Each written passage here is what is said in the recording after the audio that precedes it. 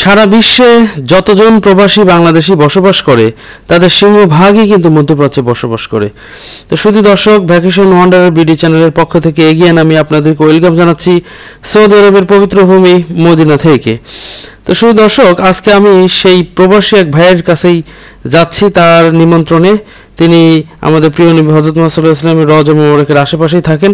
তো সেখানেই আমি আজকে যাব, তাদের সঙ্গে কিছু গল্পগুজব করব এবং আপনাদেরকে দেখিয়ে দেব যে তারা কি অবস্থায় থাকে। তো শুধু দর্শক, আমি একটি কথা বলে রাখা ভালো যে প্রায় ৩০ লক্ষ প্রবাসী কিন্তু বাংলাদেশে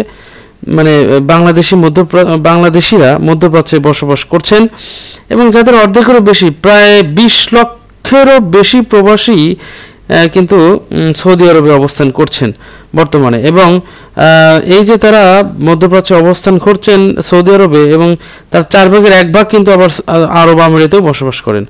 এবং এই সকল বাংলাদেশিরা সাধারণত টেকনিশিয়ান, গৃহস্থলী কর্মী, শ্রমিক, ব্যবসায়ী, তারপরে চাকরিজীবী হিসাবে মধ্যপ্রাচ্যে যাচ্ছেন। এবং বিপুল সংখ্যক বাংলাদেশি ইঞ্জিনিয়ারও আছেন এবং চিকিৎসক আছেন।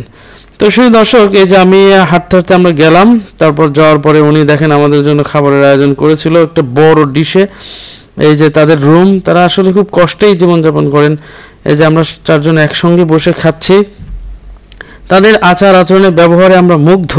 তো শুধু দর্শক, এই খাওয়া দাওয়া শেষ করে যে আমরা একই সঙ্গে একটা সেলফি তুললাম, তারপরে সেখান থেকে শেষ করে তারপরে আবার বাসার উদ্দেশ্যে রওনা দিলাম। তো শুধু দর্শক, এইটাই ছিল আজকে আপনাদের দেখানোর বিষয় যে সৌদিতে যারা থাকেন তারা কতটা বাংলাদেশিদেরকে দেখলে কতটা সাদর সম্ভাষণ জানান। তো শুধু আজকে পর্যন্তই, আল্লাহ হাফেজ।